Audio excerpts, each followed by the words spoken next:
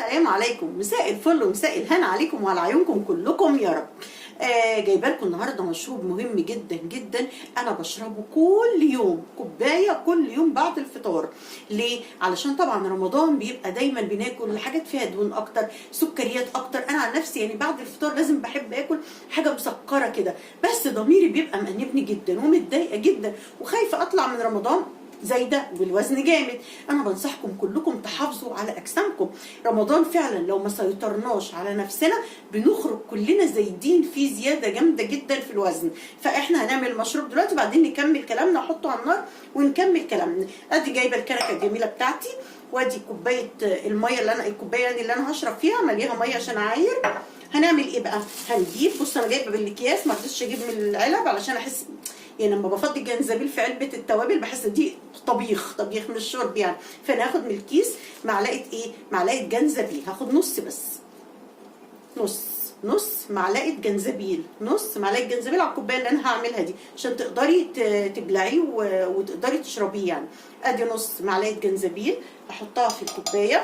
ولو عندك الجنزبيل الفريش طبعا يبقى افضل بكتير قوي قوي قوي، لكن انا ما عنديش فريش دلوقتي، بجيبه برده بس ما عنديش حاليا. فعملت اللي هو المطحون عادي. وهنجيب نص قرفه اهي، نص معلقه قرفه، وهنحط الميه عليه ونحطه على النار يغلي غلوتين كده ونصفيه بالمصفى ونحليه بالعسل الابيض وعصره ليمونه واشربي كل يوم بعد الفطار المشروب الرهيب ده. فعلا هتحسي ان انت وزنك مش بيزيد ولا حاجه، وهتخرجي من رمضان وزنك مش زايد، وفي نفس الوقت هتاكلي على قد ما تقدري يعني. هتاكلي الحلويات يعني، بس ما تحاولي برضو ان انت ما تقليش في الحلويات وتنسي نفسك في الحلويات الكتيره. طبعا احطه على النار وارجع لكم.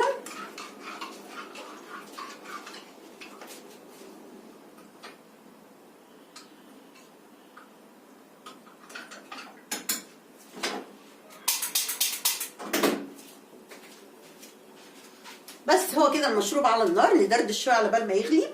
زي ما بقول لك وزنك مهم جدا. هجهز العسل، ما انا دايما بقول لك العسل يعني عشان تستفادي بيه بتحطيه على حاجه دافيه ما تكونش سخنه قوي. بس احنا دلوقتي مش الغرض ان احنا ناخد عسل، الغرض ان انا بس احط حاجه تطعمه لي عشان اقدر اشربه، لان هو طعمه بيبقى لاذع قوي كده. ممكن تحطي ليمون، ممكن ما تحطيش، ممكن تحطي شريحه الليمون جواه وهو بيغلي، يعني تقطعي الليمون شريحتين كده وتحطيهم جوه الكنكه وهو بيغلي. وممكن بعد ما يخرج كده تعصره، ممكن ما تعصريش خالص. هو الجنزبيل يكفي لوحده، بس القرفه برده بتساعد مع الجنزبيل يعني، والليمون طبعا بيساعد. طيب هو الجنزبيل ده بيفيدنا في ايه؟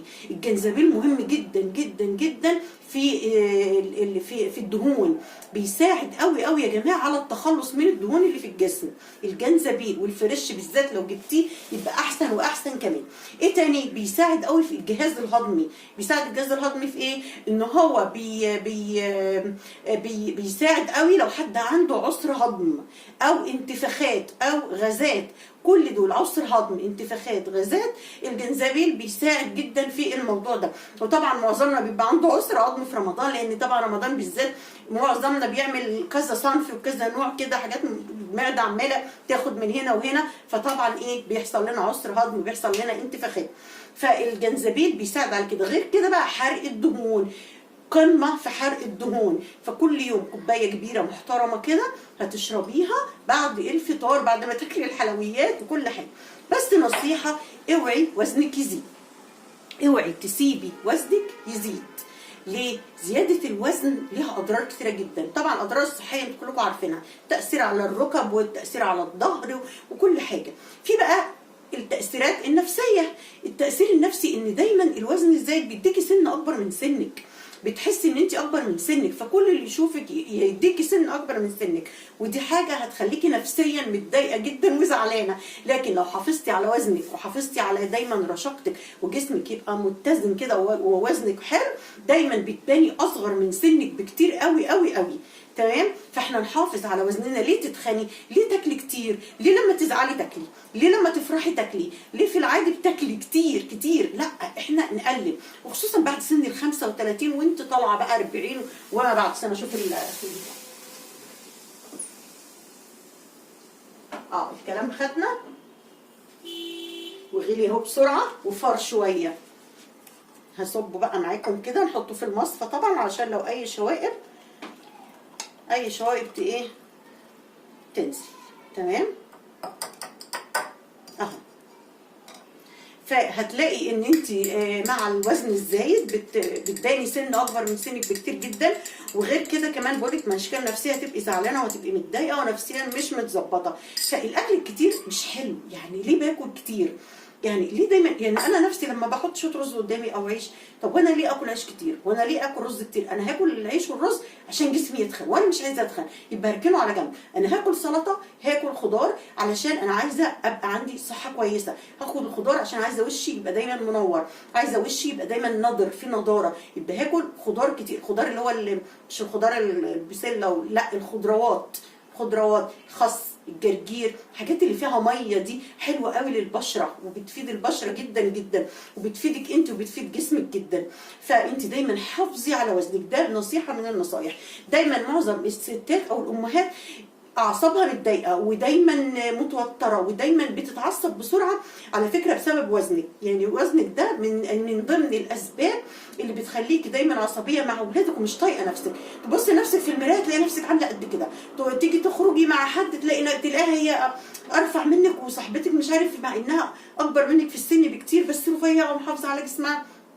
انت كمان لازم تعملي كده. يعني انا بشوف امهات لسه في الثلاثينات وجسمها رهيب. طب ليه سايبه نفسك كده؟ هتتعقدي ونفسيتك هتتعب وهتتضايقي وهيحصل حاجات كتير جدا مش كويسه. فانت دايما حافظي على وزنك من خلال ايه؟ مش المشروب وبس، ده المشروب ده بنعمله علشان نثبت وزننا وما نتخنش بزياده، لكن انت في الاساس المفروض ان انت تشوفي انت بتاكلي ايه وتاكلي صح، وتاكلي في الوقت الصح. اعرف ناس كتيره قوي اول ما يزعلوا عارفه ازاي، بس هي بتبقى حاجه خارجه عن ارادتها على فكره. يعني هي بتبقى حاجه مش بتتحكم فيها، بس احنا لازم نتحكم. انا عرفت نفسي كده، لا هتحكم في نفسي. في ناس لما تفرح تاكل كتير، في ناس بتاكل كتير وفرحانه او زعلانه بتاكل كتير. فاحنا نحافظ على الموضوع ده وناخد بالنا احنا بناكل ايه وبناكل كميه ليه. يعني انا بحط الاكل قدامي ده وابص الاكل قدامي كله، هو انا هاكل ده ليه؟ مثلا قدامي قطعه مكرونه بشاميل او قدامي مكرونه بشاميل، هو انا هاكل مكرونه بشاميل دي ليه؟ هاكلها عشان انا بحبها ونفسي فيها فخلاص يبقى ادوق، او اكل حاجه بسيطه، ما اكلش بقى طبق مليان قد كده. انا هبدا بقى المشروب بتاع اللذيذ. بصوا بقى، ده معرفه الليمون مفيد هعصره. بصوا حاجات كلها طبيعيه مش هتضر، لو ما نفعش مش هتضر، بس متاكده ان الليمون هيفيد جدا. فانا هعصر عليها نص ليمونه كمان علشان نزود بقى ايه الفايده اهي. بس كده خلاص. شفتوا بقى المشروب الخطير ده؟